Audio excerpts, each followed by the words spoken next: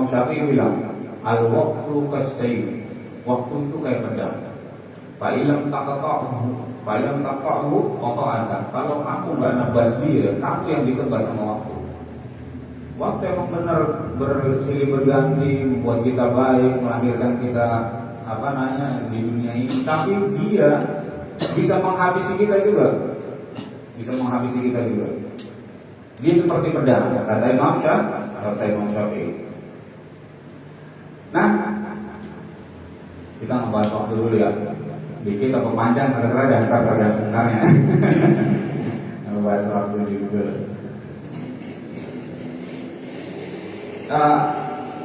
Waktu itu meliputi semuanya yang ada di dunia ini.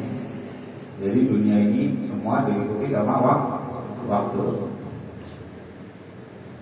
Dia bisa membuat kamu kaya, tapi waktu juga bisa ngambil harta kamu nanti. Ya kan?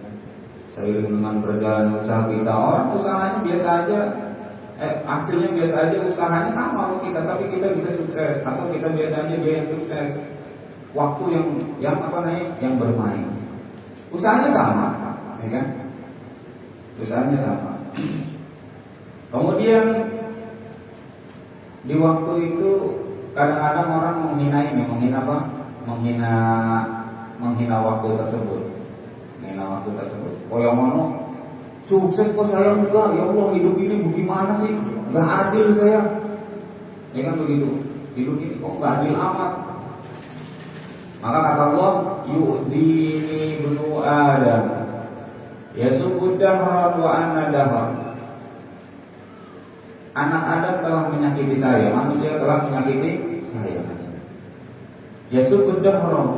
Orang-orang mereka itu menghina dahar, menghina waktu. Wa anna dahar, kata Allah, dan saya ini sebenarnya waktu, kata Allah. Allah sendiri membolak-balikan waktu, membolak-balikan siang dan malam gitu. Padahal Allah sendiri waktu, tapi orang-orang malah menghina waktu. Ini di hadis ini hadis qudsi dikeluarkan Imam Bukhari dalam kitab Sahih. Yasubud dahar wa anna dahar. Manusia menghina waktu dan saya waktu, kata Allah. Uqallibul laila wan nahara. Saya membolak-balikan siang dan malam. Kemudian ada lagi. Jadi banyaknya pembahasan termasuk Imam Ghazali dan juga yang lain-lainnya, para ulama Islam itu membicarakan tentang waktu, termasuk tadi Imam Syafi'i, al-waqt kas-sayf. Waktu itu kayak pedang. Banyak sekali orang-orang, cuman kadang-kadang kita lupa. Terlalu asik lupa waktu.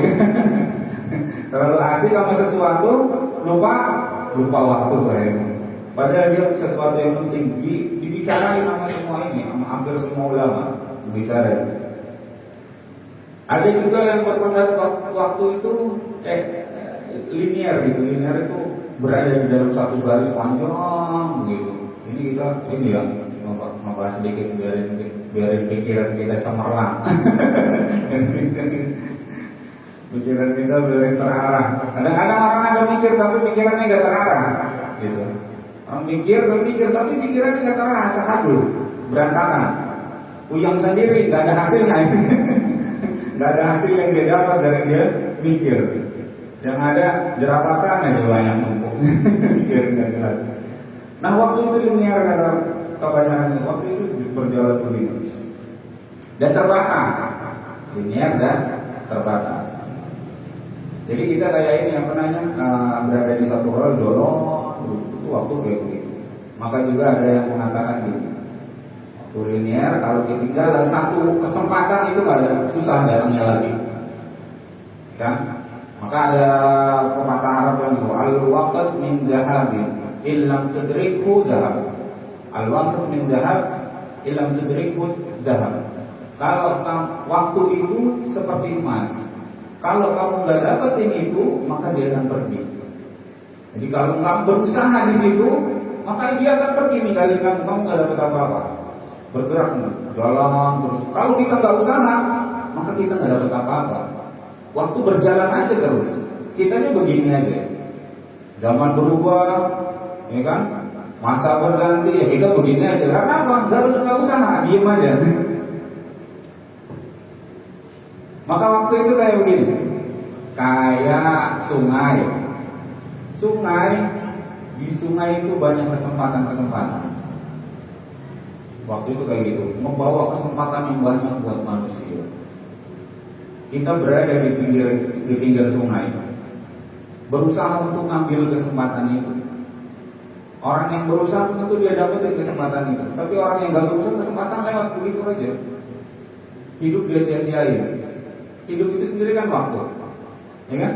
Hidup sendiri waktu. Selama kita ada di dunia, kemudian waktu dari pertama kita dilahir sampai kita meninggal, itu kan waktu kita dikasih sama Allah. Nah itulah hidup, waktu. Kalau kita nggak manfaatin, berapa kesempatan, berapa banyak itu kesempatan kita lewati, nggak dapat apa-apa gitu, ya kan? Nggak dapat apa-apa. Orang hidup di dunia itu pengen apa sih? Ayo, nanya. Ente hidup di dunia pengen apa? Anda benerin ntar nih konsep ente anda benerin. Cukup. Hah? Cukup. Pengen cukup ya, cara cukup ya. Terus pengen apa lagi, ada yang lagi nggak ini? Pengen cukup sederhana itu sederhana. Cuman susah ya. Ente hidup di dunia itu pengen apa? Yang pinter. Oh. Ayo, saya dulu kenapa? Ini saya bantuin deh. Saya bantuin yang semua pasti senang. Saya hidup di dunia pengen kaya raya, pengen mewah, pengen seneng, mati masuk surga, kan? Ya kan? Mampir dulu. Hidup senang di dunia, kaya raya, ya kan? Mati masuk surga. Itu idaman semua orang. Bukan hayalan. Hayalan aneh mah kayak iman, kayak ketakwaan. Asli.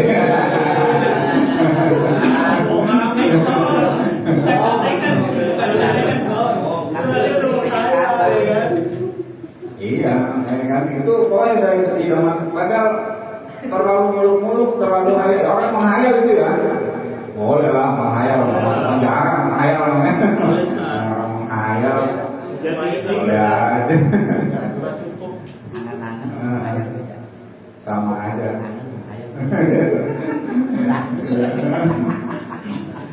Tapi bisa itu diwujudin. Itu bisa diwujudkan. Gitu. Makanya tadi. Nah ada pepatah ini, pepatah pepatah Sunda. Saudaranya ontak itu. Ada pepatah Sunda. Tapi ini benar Sunda, bukan bahasa Inggris ini.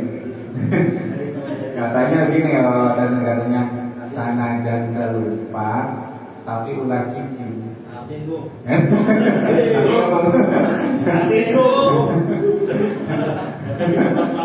Aduh, apa gue ngertinya? Artinya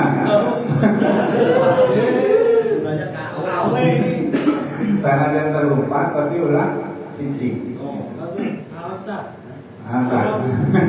Walaupun ente gak lari, tapi jangan diem. Gitu. Ini pepatah orang-orang orang Sunda itu orangnya hidupnya sederhana, mikir gak terlalu ngejelimet gitu. Hidupnya tapi senang dia, seolah-olah dia punya segalanya di dunia, tapi alim. Banyak mereka yang ibadah, dan gak macam-macam, kaya hidupnya di dunia, mati masuk surga. Sederhana itu. Nanti yang bikin susah memaknai kekayaan itu yang bikin susah. Kaya itu harus banyak harta, enggak. Al-ghina ghinal qalb. Kekayaan itu adalah kekayaan yang ada dalam hati. Belum tentu orang harta kaya banyak, hartanya banyak dia kaya, enggak. Al-faqir baina aini. Orang banyak hartanya bisa jadi kefakiran di depan kedua matanya, ya kan? Bisa jadi dia kalau melihatnya ke atas mulu dia miskin. mobil udah keren, melihat lagi ada yang lebih keren, dia kaya, saya miskin, ya kan? Dia nggak mau melihat ke bawah, padahal mobil udah banyak, melihat lagi di atas, saya belum ada apa-apanya ternyata ya, itu nggak ada puasnya di dunia. Jadi harta itu bukan tolak ukur sebuah kekayaan. Nabi yang ngajarin kita, al-ghina ghinal qalb. Kekayaan itu adalah kekayaan hati. Ente bisa hidup kaya raya di dunia ini, mati bisa masuk surga. Tapi ngikutin tadi tabayan. Sanajan terlumpat ulah lasisi. Walaupun nanti nggak lari, tapi jangan diem. Ya kan? Kadang-kadang kita gini, ngejar dunia siang-siang ngejar dunia aset, malam kejar lagi akhirat, lari terus ya, terus lari. Kemudian kadang-kadang dia ngalahin sesuatu yang nggak ada manfaatnya buat akhiratnya, nggak ada manfaatnya buat dunianya. Kan tadi itu pengen dunianya kaya raya, pengen senang bahagia di dunia, mati masuk surga. Berarti kan benar itu orang, dunianya pengen bagus, akhiratnya pengen bagus. Kayak doain teh Robbana atina fid dunya hasanah wa fil akhirati hasanah, itu doa itu begitu. Hidup senang kaya raya mati masuk surga, udah doain teh itu begitu. Bukan yang salah dan bukan menghayal, doain teh tiap hari itu. Bisa nggak di kita kejar itu? Bisa gitu. Pakai pepatahnya kebayang. Biarpun kita nggak lari, tapi jangan diam. Nah, di dunia kita udah kejar-kejar siang-siang, malam juga kita kejar akhirat. Itu lari terus tuh dia, nggak ada diamnya. Terus ada kadang-kadang manusia ya kan, dipilih di antara dua pilihan. Pilihannya padahal sederhana, gampang, orang-orang yang ini juga bisa milih antara tidur dan kerja. Ente pilih mana? Antara tidur dan kerja, pilih mana? Gimana Pak? Tidur. Ini cicing ini. Ini cicing ini namanya. Apa aja? Ini hidup di dunia ini sengsara di sana. Jadi tidur. Orang katanya pengen kaya raya, ya kan? Cukup juga nggak bisa dengan tidur. Tapi kan kerja. Cukup. Itu ngayal itu. Rumah apartemen 1. Cukup. Sama 2 hektar. Makanya orang pasti ya, kalau memang dia berhasrat pengen sukses hidup di dunia, antara kerja dan tidur dia pasti milih kerja. Pilihan sederhana, bisa dipilih oleh semua orang, ya kan?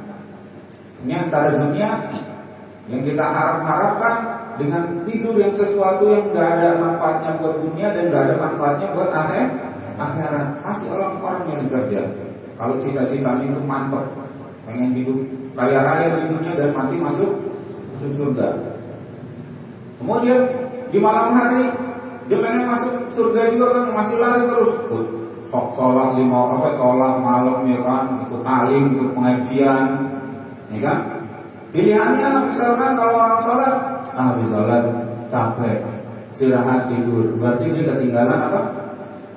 Tinggalan akhirat. Atau ada talim pengajian, pilihannya antara talim dan nonton bola misalnya. Misalkan ada talim dan nonton bola, pilih apa?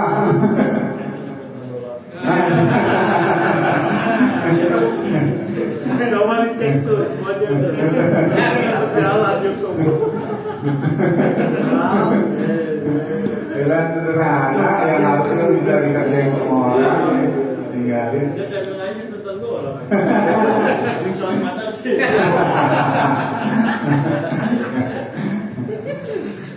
Imbang itu ya, imbang. Iya, banyak kan orang itu kagak sukses hidupnya dunia. Kenapa? Dia nggak konsentrasi atau dia nggak megang teguh cita-citanya. Cita-citanya bisa dia lupain gara-gara sesuatu hal yang nggak manfaat. Cita-citanya hidup sukses di dunia, mati masuk surga. Dia pilih sesuatu yang nggak manfaat buat dunianya, nggak manfaat buat akhiratnya. lupa sama cita-citanya, nggak konsisten, mendolimi diri sendiri, bila ntar masuk di akhirat masukin neraka ada protes, ya kan? Padahal bukan Allah yang mendolimi, tapi kalian sendiri, diri kalian sendiri yang mendolimi diri sendiri. Makanya semuanya diciptain seperti itu. Orang ada masyiah, orang ada kehendak. Memang kehendak manusia itu berada di bawah kehendak Allah. Tapi kehendak manusia itu yang akan menjadi alasan, yang akan menjadi alasan orang itu masuk neraka atau masuk surga. Ya Allah, Engkau punya takdir, kenapa nggak takdirkan saya aja masuk surga? Kenapa saya harus dimasukin ke neraka? Gitu.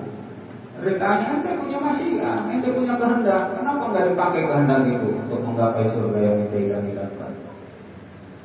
Kan? Gitu. Udah skenario Allah maha pintar, maha alim. Ente nggak bisa berkutik bentar di pengadilan izzati, mahkamah izzati. Itu waktu linear, kalau kesempatan udah lewat susah balik lagi. Ada juga pendapat yang lain dan para ahli yang membahas waktu itu seperti sirkuler, muter. Waktu itu muter. Ini kayak kita nih enak-enakan biasanya. Waktu muter, kesempatan datang, datang lagi ini saya kapan? Ada pengajian ini saya, tapi besok malam kan ada lagi, masih ada gitu. Kita, kalau nyampe itu kan? Oh itu.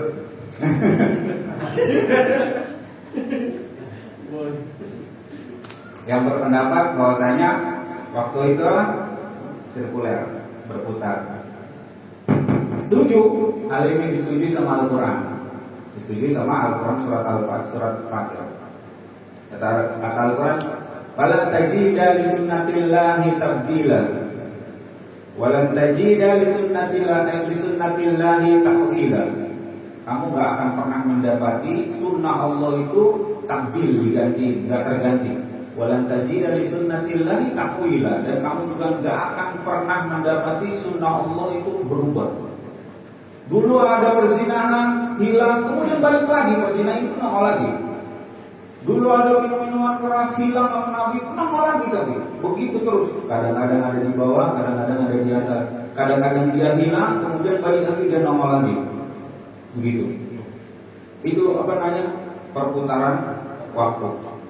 Ya, bergerak, berputar menurut para ahli, dan Al-Quran membicarakan itu juga. Tapi pendapat ini ditinjau dari takdir Allah. Di takdir Allah, waktunya sendiri berjalan lurus dan dia ada batasnya akan berakhir. Seperti aliran sungai tadi terus berjalan. Nah, kejadian itu selalu berulang-ulang. Wala tajida li sunnatillahi tabdila, kamu akan mendapat di sunnah Allah itu akan berganti. Kan? Liwat apa namanya, kaum Lut, hilang kaum Lut, tapi berjalan dengan waktu ada lagi LGBT, ya kan sekarang namanya. Udah hilang, tapi nongol lagi. Dengan apa? Dengan tokoh yang berbeda-beda. Tokohnya ganti, ganti semua tokohnya, tapi itunya masih sama, gayanya masih sama. Terus itu sunnah Allah itu yang akan pernah berganti. Nah, ini saya sekarang ngambil ini filsafat orang Jawa. Tadi udah orang Sunda ya kan, gantian. Sekarang saya ngambil filsafatnya orang Jawa, ntar orang Barat, semuanya ntar kita biar gaduh-gaduh ini kita mengajarnya. Sudah udah, sekarang orang Jawa. Ya, Berapa salah? Kita tahu nih benar apa salah. Kita uji ini ya di kompetensi. Kata boleh bisa Jawa ya. Kata orang Jawa itu, orang nggak selamanya berjaya, tumbuh tali jatuh. Makanya ada tumbuh namanya cokro manggilingan. Ya, cokro. Apa artinya? Artinya cokro manggilingan. Oh, kosan Jakarta. Orang Jakarta pasti.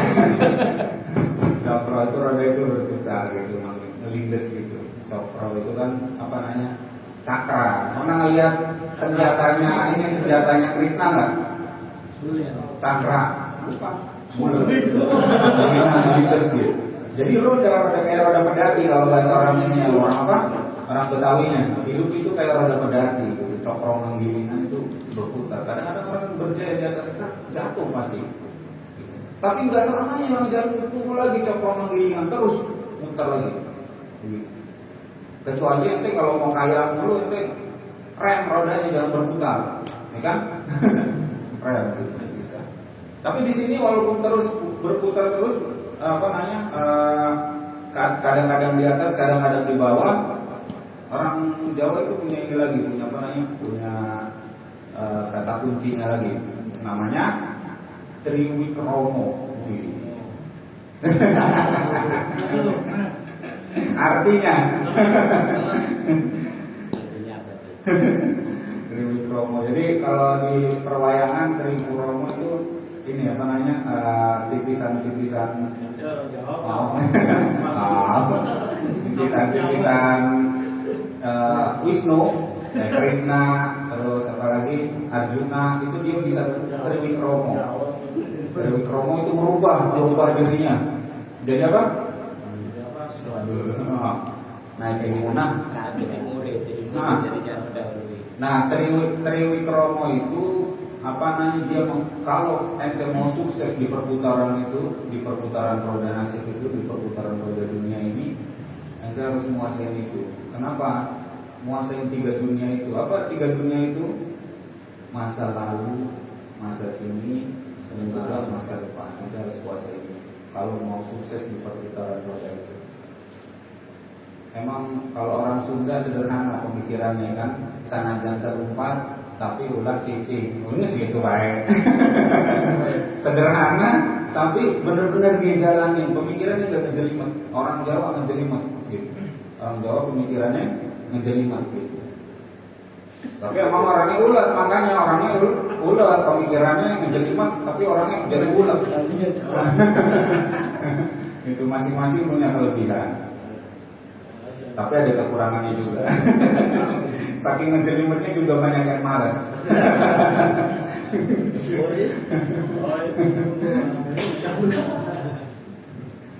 Itu jadi kalau mau sukses kita harus menguasai apa namanya 3 dunia tadi. Apa namanya waktu yang dimaksud. Masa lalu, masa kini dan juga masa depan. Nah kita masuk ke itu apa namanya waktu itu sendiri yang masa lalu, masa kini dan masa depan. Kalau masa sekarang, nah tadi udah Jawa, terus Sunda udah, nah sekarang pemikiran orang Barat. Pemikirannya Agustinus namanya. Dia punya bahasan waktu itu cuma masa kini aja, nggak ada masa depan, nggak ada masa lalu. Dia juga punya konsep waktu itu objektif dan subjektif katanya Agustinus. Ntar kita bahas satu-satu dan kita lihat apa konsep itu sama dengan kaidah-kaidah Islam. Nah, waktu masa kini maksudnya kita harus tetap beramal. Takdir tetap ada, udah disetting sama Allah dan kita nggak tahu itu takdir. Kita nggak boleh menyandarkan sesuatu dengan takdir. Itu harus beramal, kita harus itu berusaha. Saya udah ditakdirkan jadi orang kaya. Karena apa? Bapaknya kaya, 7 turunan kaya, ya wajar aja lah. Nggak kerja juga, nggak beramal, tidur doang yang habis 7 turunan anak kaya. Nah kalau yang biasa-biasa aja, gitu kan? Takdirnya udah miskin. Udah nggak apa-apa, saya nggak bakalan kaya lah. Dan 7 turunan miskin, ya berarti itu pasrah deh, terserah itu jalan hidupnya itu. Tapi kalau nanti mau merubah, makanya Sayyidina Ali waktu itu bersama dengan Nabi SAW di Baqi al-Gharqad, pemakaman. Nabi itu waktu itu mau ikut menguburkan jenazah sahabat.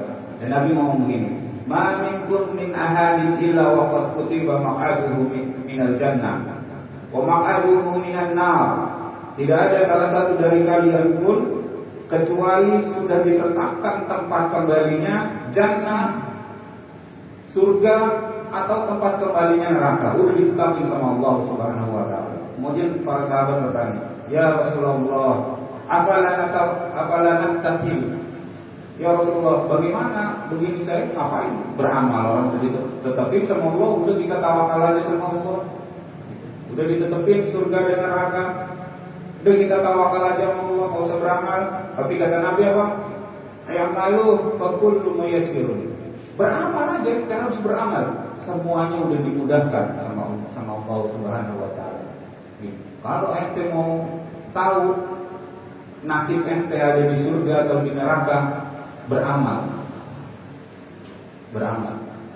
Ente mau nasib ente di surga, maka amalin amalan surga. Udah pasti ente masuk surga. Ente mau masuk neraka, tinggalin masjid, tinggalin majlis taklim, pergi ke tempat-tempat maksiat, ente masuk neraka pasti. Jadi yang berperan adalah masa kini. Itu kata Agustinus. Sekarang masa itu. Kemarin adalah refleksi bayangan dari masa sekarang. Masa depan adalah rancangan dari masa kini. Semuanya ada di masa kini, masa sekarang. Maka Nabi bilang, "Ya malu, beramalah." Fakul muyassar, semuanya udah dipermudah sama Allah Subhanahu wa taala. Ente tinggal pilih mau masuk apa. Kemudian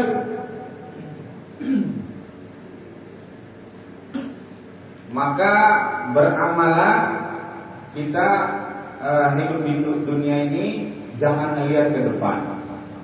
Ini orang pada ngelihat ke depan, jadi jangan ngelihat ke depan. Itu membuat orang jadi takut dan malas. Ke depan itu bikin orang takut dan malas. Kerjain aja udah sekarang. Ente mau apa? Kerjain sekarang. Kadang-kadang orang udah yang sukses, yang ini nggak sukses nih, gara-gara kita nggak punya sesuatu yang untuk membuat kita sukses. Kayak gitu. Melihat ke depan, akhirnya apa? Kagak beramal-amal. Akhirnya takut kita, malas untuk bekerja, malas untuk beramal. Nah, ada seorang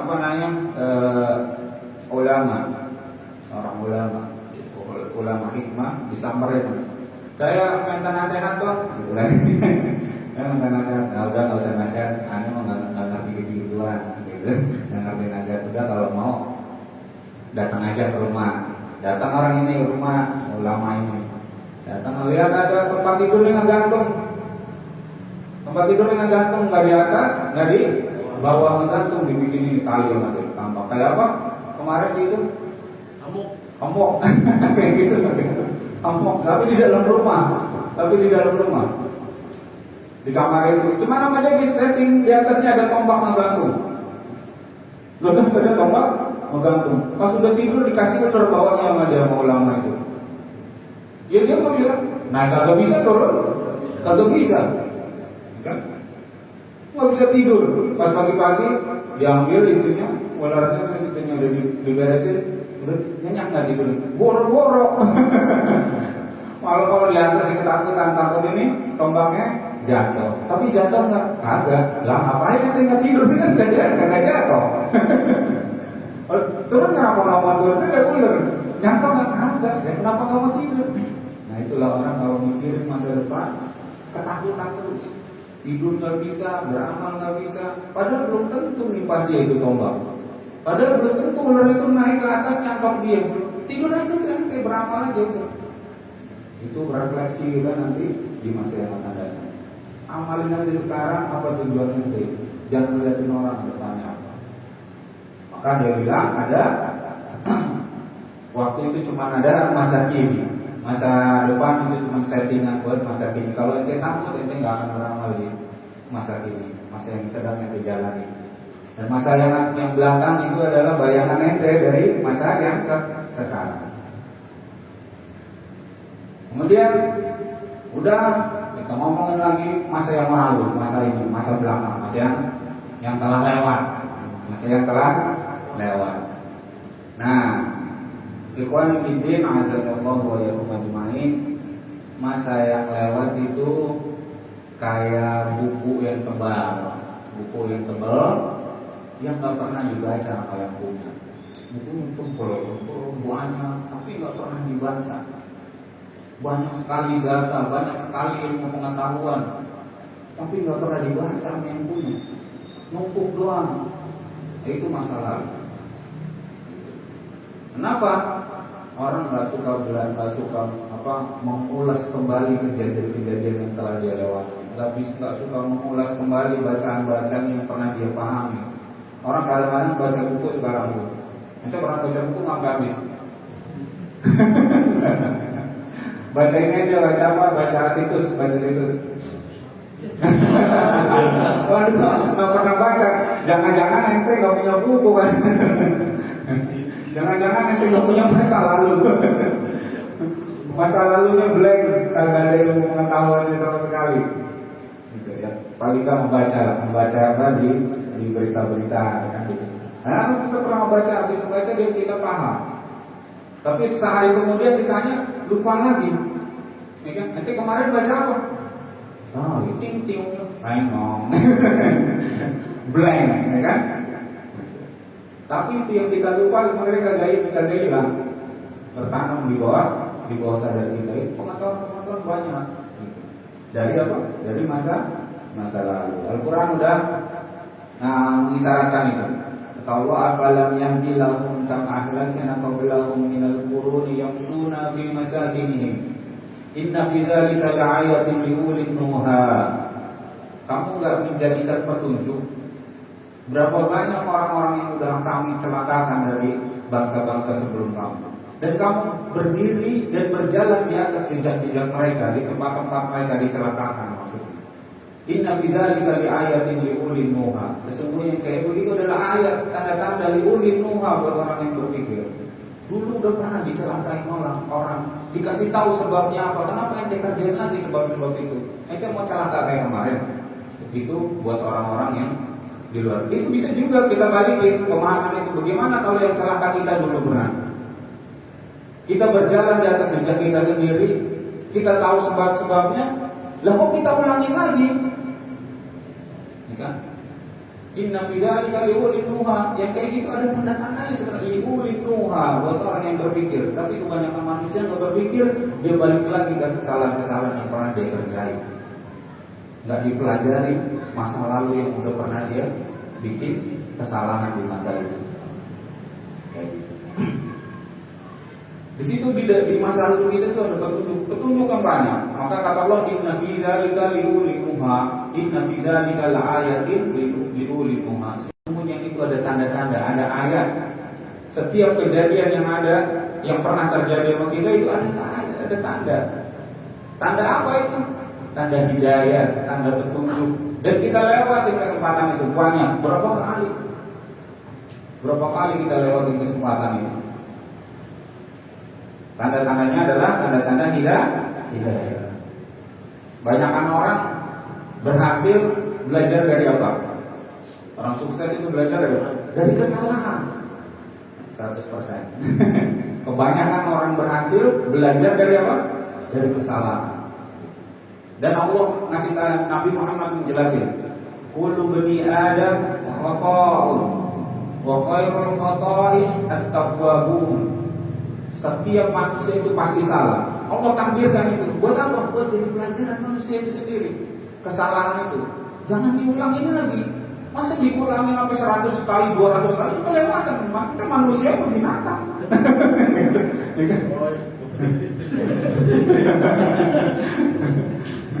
Coba kita lihat dari zaman ke zaman, jembatan tikus ada perkembangan nggak? Jembatan tikus. Gitu-gitu aja puluhan tahun, ratusan tahun, tapi tikus ya kejebak lagi. Ya kan?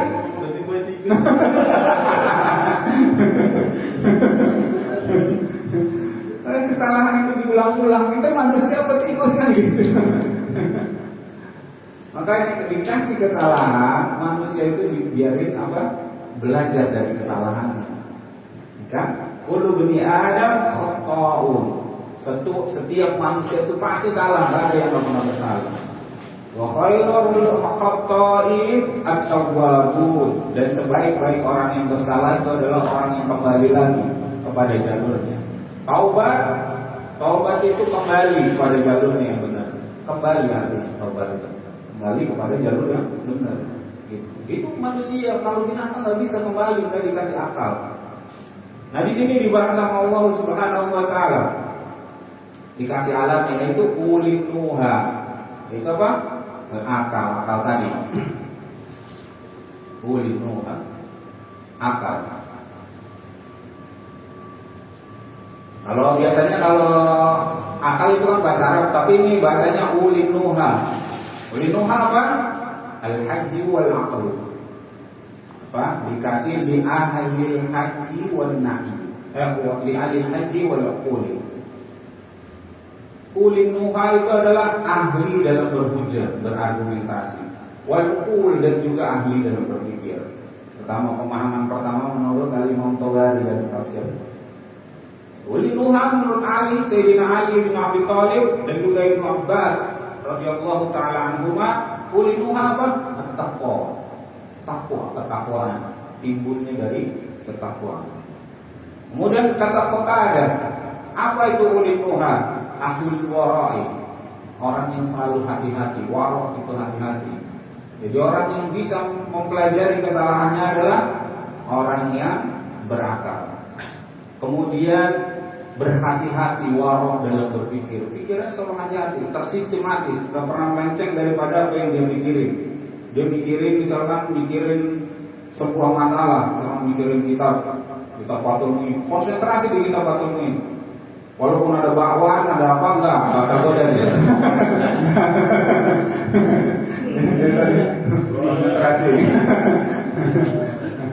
Konsentrasi. Wah, hati-hati. Pikirannya tersistematis. Waktunya bersidang ini. Jadi konsentrasi. Itu perut tadi.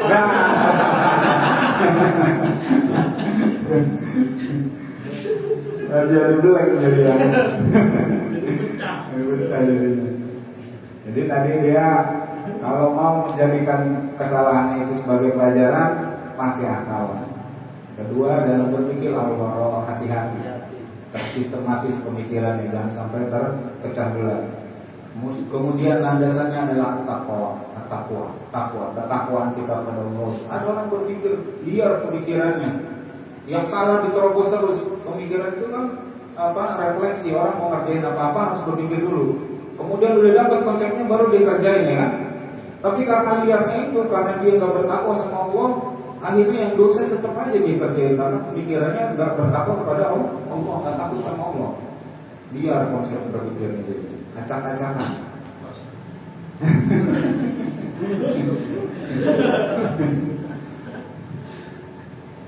Dan hasilnya adalah al-hajj, hujjah, ahli dalam berargumentasi.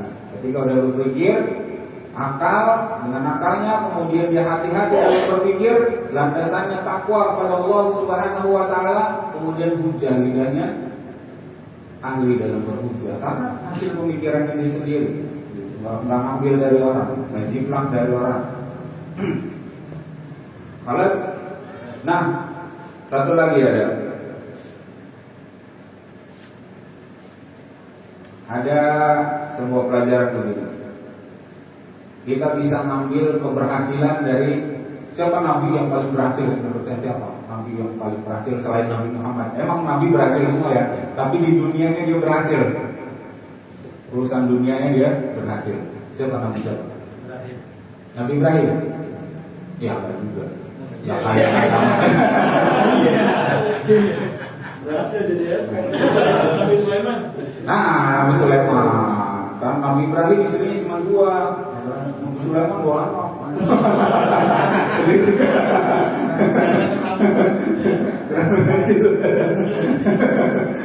Nabi Sulaiman. Kalau ini yang gini takut.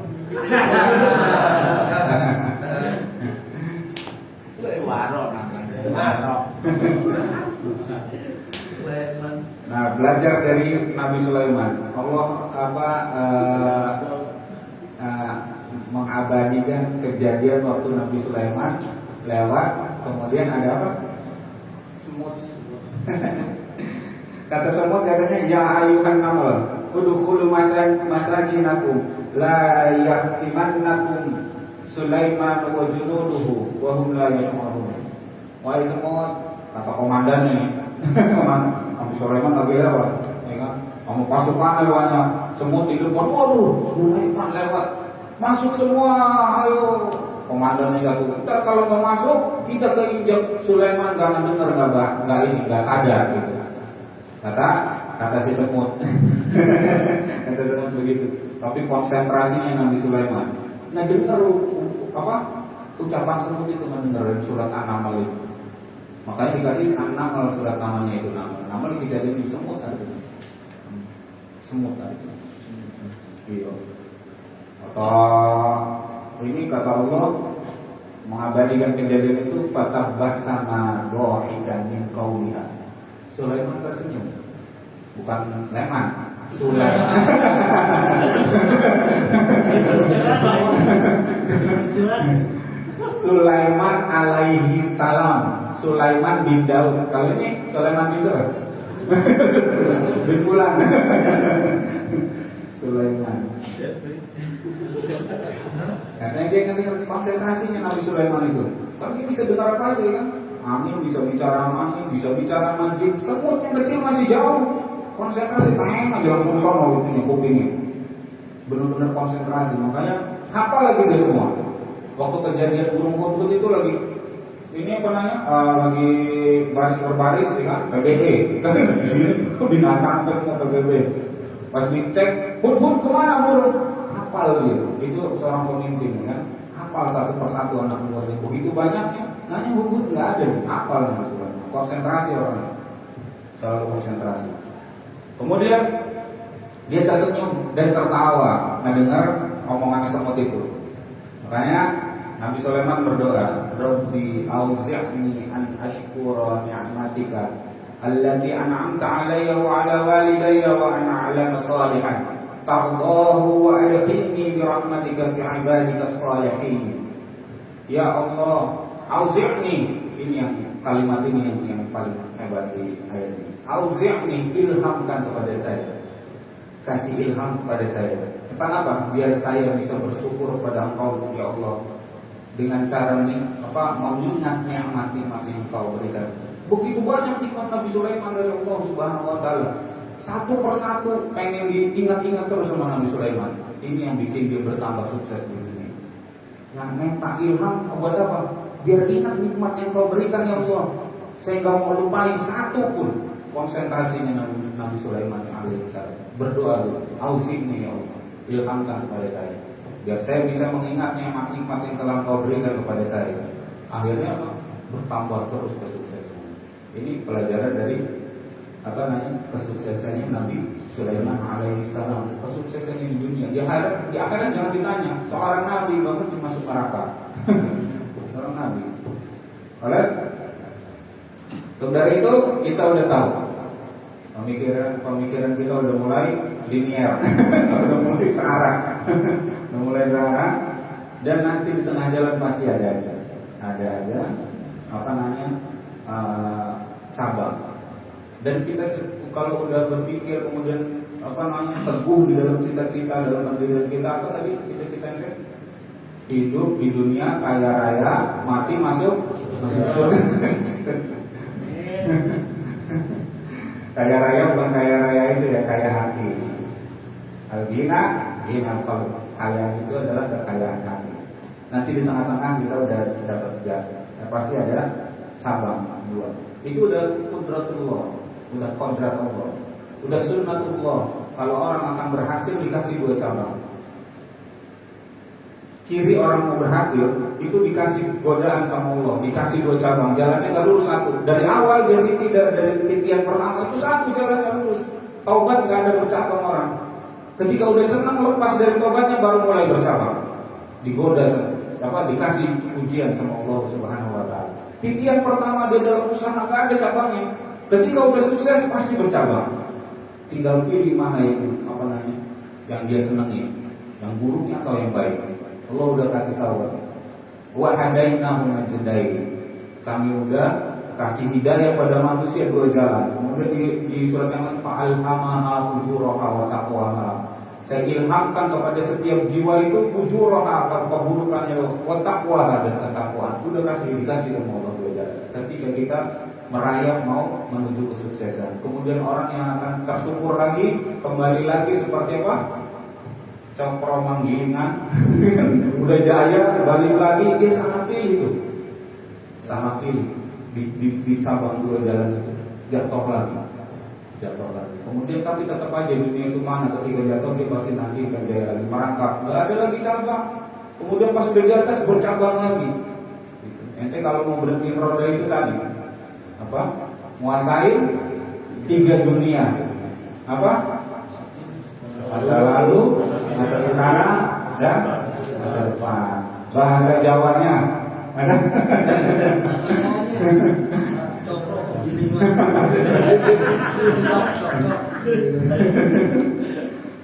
kalau sebelum kita tutup, kalau ada yang mau bertanya silakan.